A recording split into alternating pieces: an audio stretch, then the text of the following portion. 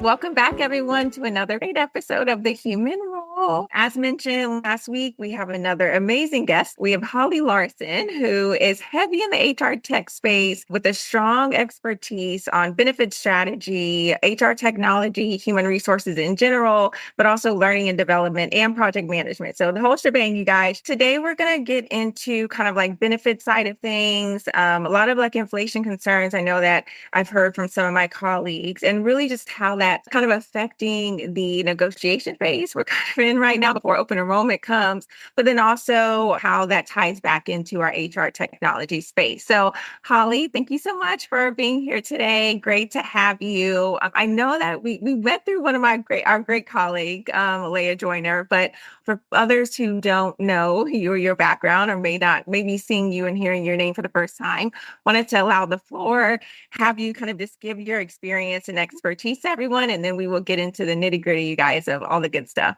Thank you for the kind words and allowing me to be here today. My name is Holly Larson. I am an HR technology consultant with USI. I've been doing the consulting side of the business for about 7 years. Prior to that, I was on the vendor side of the business. So over 20 years experience working with HR technology vendors, names you're probably familiar with, and some you may not be, but ADP, iSolved, Dayforce, Benefit Focus, Empyrean, were some of the vendors I worked with. I also worked with a analyst firm at one point, which is now part of Gartner. So bring a little bit of a different lens to the consulting side. Did not come up from the broker path like a lot of my colleagues have, but I also did work for a subsidiary of Liberty Mutual. So definitely have a flavor of the insurance side and understand the importance of benefits.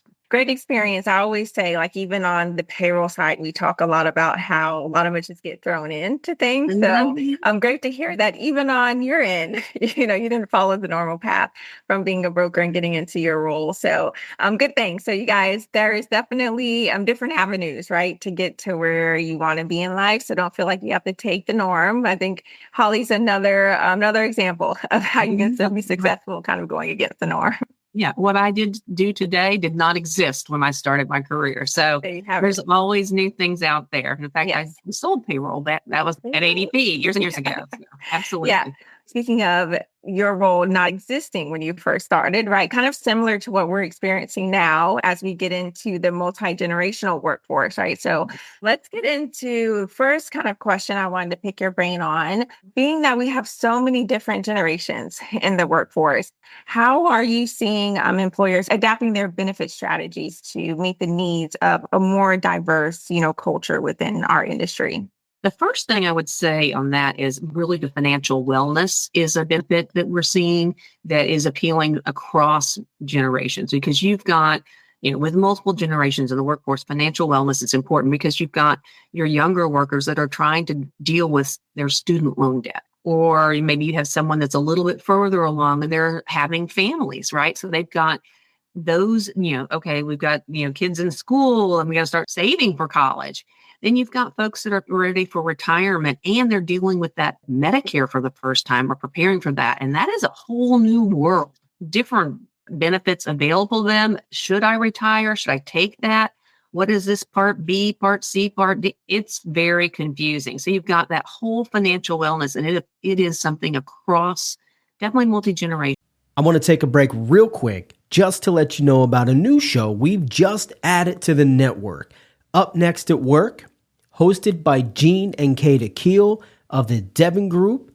Fantastic show. If you're looking for something that pushes the norm, pushes the boundaries, has some really spirited conversations, Google Up Next at Work, Gene and Kata Keel from the Devon Group. The other thing is their communication strategy. Interestingly enough, the youngest people in your workforce and the older people in your workforce still want print or be able to print it out.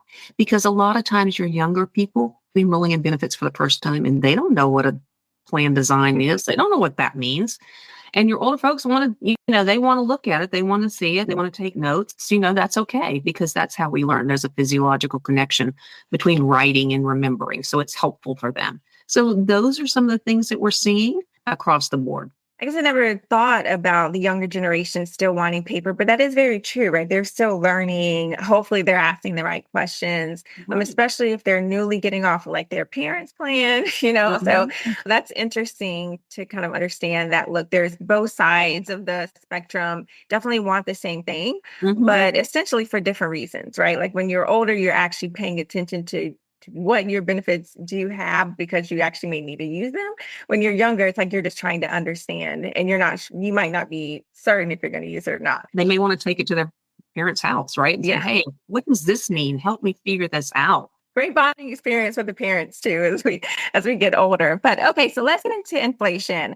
We're all being impacted by the costs increasing. And I'm sure naturally, just like everything going up, I'm seeing it on my side across any different thing that I have a membership with. So I know it's going to hit us when it comes to the benefits cost. What are some most common concerns that you're seeing from your clients with their benefits and just a worry of increase of costs and how that's going to affect their population? So I look at it from two sides, one from the benefits themselves, and then maybe from an HR tech side. So when you look at the benefits, the biggest area is that rising cost of pharmacy, right? We've all seen that as consumers, but certainly employers are looking out for that. That is their biggest. When you look at their healthcare spend, that's it, right? You've got the biologics, you've got all these things going on. And anybody who has a chronic illness, that's certainly impacting them. So those are way more expensive than the average cost of living increases. So healthcare in general is higher than that, but pharmacy is the biggest contributor to that. It's 4 or 5 times everything else. So that is one area that is a strategy that we can help our clients get that under control. Are they a member of a pricing group? What does that mean? What are you paying for that? So transparency among pharmacy spend is an area. And then just the transparency across getting access to affordable care. And what does that fee look like? So, for example, I can give one of my own.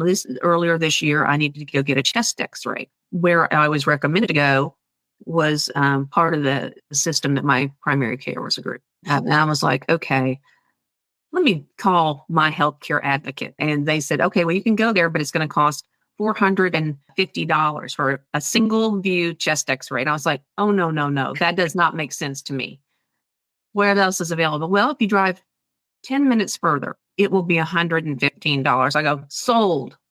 $115. Yeah. Yeah. So I would say this, look, make sure you're understanding the in-network, out-of-network.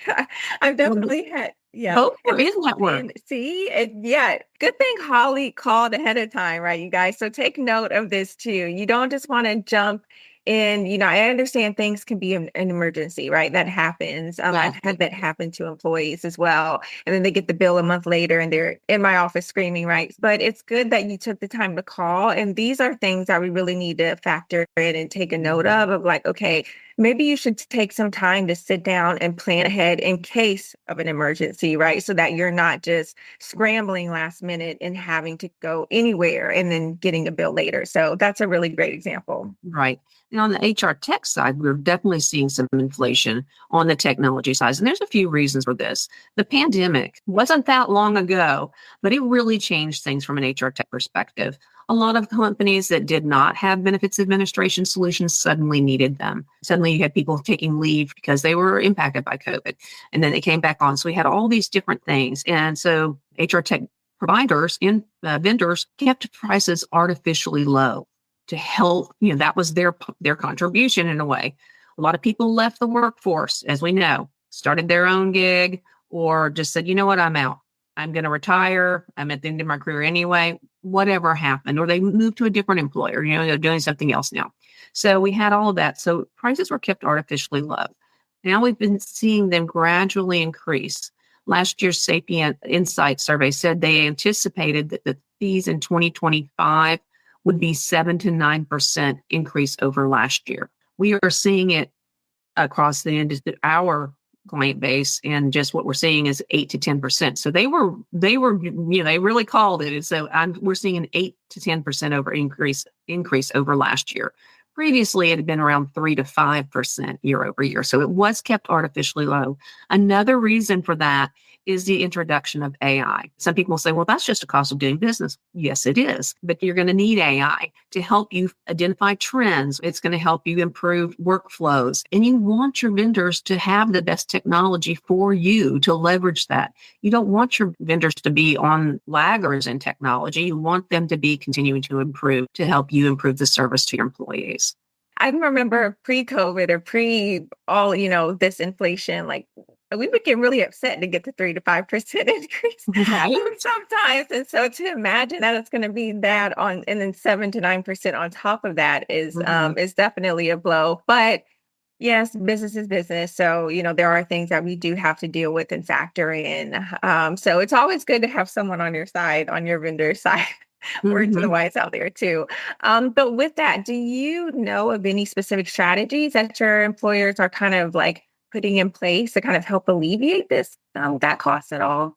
There's a number of things that we're seeing. So the pharma, I mentioned that earlier, is really getting, having your broker really look at that pharmacy and look at trends and see and get some transparency there. Sometimes there are those buying groups where your pharmacy provider actually owns the mail order, right? So you don't really know what you're paying for that.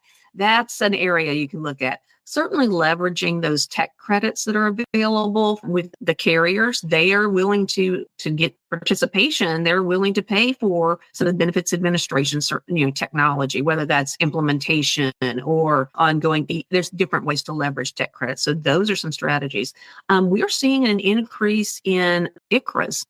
And HRAs are kind of coming back. So that's a strategy that may be, depending on your organization and in your population, those might be some strategies worth considering. So they're kind of making a comeback. Nice. Okay. Well, speaking of that, I think we've gotten through kind of like inflation strategies, all that good stuff, you guys, having from an HR tech space. But let's get into like the innovation side of things. So obviously AI is like the big 2-letter word that just has everyone in a frenzy right now. But from your specific stance and in your role and colleagues that you know within your role, how are you all like helping clients innovate in that space? And are there specific tools that we should really start to use and become more familiar with? Any type of like compliance support, or mostly I would say employee engagement, because I have told plenty of people, and I've said it on plenty past episodes, in my opinion, we are no longer in an employer market, it's an employee market. And we've got to do it. Those are our clients, and we've got to do everything we can to help satisfy them. So what would be your take on that piece? Yeah, I think AI is definitely, it's been around for a lot longer than people realize. Yeah. We've all been using AI. Look at Google, right?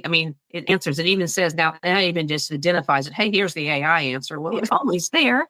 Yeah. It's just summarizing the search now for you, which is great. I think you have to put some governance around it, how you want it to be used, document that, and make sure that your employees understand it. If you use it and you are quoting a source it just like you do any other research. Those kinds of things. There's nothing. The term AI has been around, I want to say, since the 40s. And there's actually been some AI technology around since the 50s, if I'm not mistaken. It's somewhere around that. I used to know off the top of my head, but people don't ask me about it too often. But it uses, it can just, basically it just searches whatever it's given. So it's just like what we used to say, garbage in, garbage out. If you have good, clean data and you trust your data, it's going to pull that. So you don't need to, there's nothing to be fearful of. It uses vector technology, which I cannot explain, to search through so much more quickly than we can. And it doesn't have the emotional bias that we would. So you kind of need to use it hand in hand. So if you are keeping your employees first, which is great, you are able to leverage the data you have within your organization to spot trends that would take us months, years to identify if we ever did. And then you can put the human factor on top of that. So you are putting your employees first, and you are taking into those nuances that it's not really going to, AI is not really going to be able to identify. Yeah. Does that answer your question? It does. And I like to chew through, and human factor, you guys, like the human role. I always have to kind of plug that idea. That was not planned at all either. But yes, keeping the employee first, I think, is critical and key, especially in this current climate. And I get it. there are some employers that just feel like, well, we can always find others, and you can. But once you invest in your population and you have someone there with that tenure, it is really more beneficial to pour into who's there versus having to restart the process. And that saves a lot of money. If you're worried about inflation, that saves a lot on recruitment costs. So it's more beneficial for you to focus on where you're at now. Absolutely. Well, there's a few other things that came to mind as you were saying that. It takes in most roles, it's 3 to 6 months before somebody's actually productive, right? And if it's a salesperson, it's going to be 6 to 12 months because they've got to get used to their territory. And there's some benefits administration, particularly, is cyclical, right? So there's only a certain times of year that you're going to be able to contribute and sell in that space. So there's that. And there's a shortage. Let's face it, there's not as many 20 and 30 somethings as there are 50 and 60 something. So that talent pool that you're talking about is limited. I mean, you can drive down the road anywhere and, hey, now hiring. Hey. I mean, you just can't. That talent is hard to find. And quite frankly, there's no substitution for experience. In that HR tech space, for example, HRIT, HRIS, whichever one you want to say, 3 years ago, the average person in that role had 10 years or less experience. Not bad. 2 years ago, it was right at 3. Last year, it was just under 3, depending on who you talked to, whether it was at Sapient, Insights, or SHRM. That is not much experience. Some of those people have never been through a systems deployment. Some of them may have never been through an annual enrollment. This is where we are. So you are absolutely right. You have to invest in your people.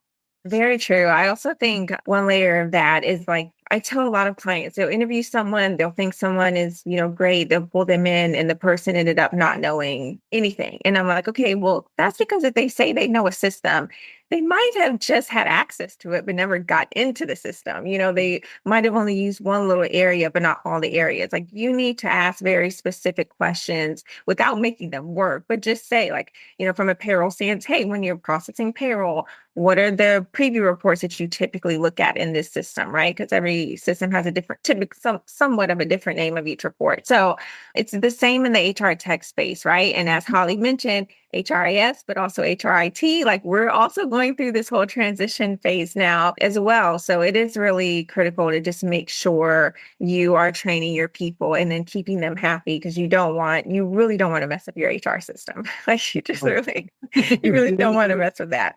Alrighty, so let's get in. I know I've kept Holly long enough, a great conversation. One last question I wanted to ask you: what piece of advice would you give, whether it be to someone looking to get into this career or a client, companies that are trying to get into heavy, strategy or get better HR tech, benefit plans? What would be your advice to anyone out there? Start now. Go ahead and get started. Yeah. I would say one of the things is to document what you're doing now, regardless of when you're starting. So document everything, the good, the bad, the ugly. And, look to, if you work with a benefits broker, find out what access they have to, an HR technology consultant, like someone like me. If they have that in-house, great. If not, you can reach out and, maybe we can point you in the right direction. There are, I certainly, as I mentioned, I'm with the USI, but I know lots of other consultants that could potentially help you through a process like this. And just, make sure you do a good, thorough discovery. And just like the interviewing process, this is like interviewing and going through a discovery process with potential vendors. It really should be employee centric. It should not be about the consultant. For example, we do not own HR tech at USI. We do not. And the reason we do that is we want to stay independent and recommend the best fit solution for our clients. We have lots of partnerships, which means we leverage our relationship with them to provide certain perks for our clients because of the volume of referrals that we give them. So it could be a discounted implementation. It could be, and it would be probably the most seasoned, experienced implementation team and ongoing service team. So things like that, things that benefit our clients. We are not forcing them into a specific ben admin or specific human capital management solution. That's just something to be aware of. Make sure you're working with someone that is engaged in your process, right? That they are actually meeting with you on a regular basis. And again, those are the things that I would recommend. And be realistic about your timeline. Like the 4 areas that I always tell my clients to work with is to think about these 4 buckets.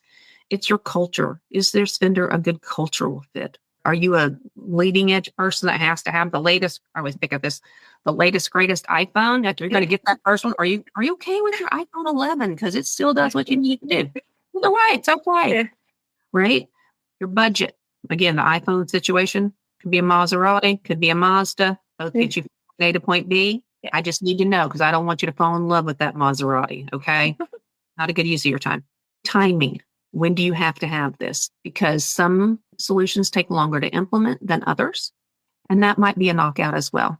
Holly, those are all great, amazing things. I would say definitely realistic about timelines is a real thing, right? Just because I've seen so many implementations get pushed back way too many times. And so make sure there is no garbage in, garbage out. If you want to plan for an implementation, clean up your data first, before you do that. And I also like to say no system is perfect. You still need to own your system, even though you're paying for these big vendors. It's still on you. It's still your company, how you build it, how you use it. It could potentially be different than many other companies. So just make sure that you're getting guidance from your HCM providers, from your consultants, but also understanding that you need to be the knowledge base that helps build that, right? And bring that together. So, okay. Well, Holly, thank you so much for joining us today. You guys, Holly will be, I will attach her to this post. So feel free to connect with her, send her a message. She comes with a great deal of experience. And as she mentioned, also has many different colleagues that she can refer as well. So feel free to shoot her any other questions. Don't bombard her with crazy questions, but definitely if you need some insight and use her services, feel free. But Holly, thank you so very much for joining us today. Really appreciate having you here and great insight. So hope we can catch up again soon. I do too, Tiana. Thank you so much. Thank you. All right, guys, I will be back in another couple of weeks with another great episode. Bye. Bye.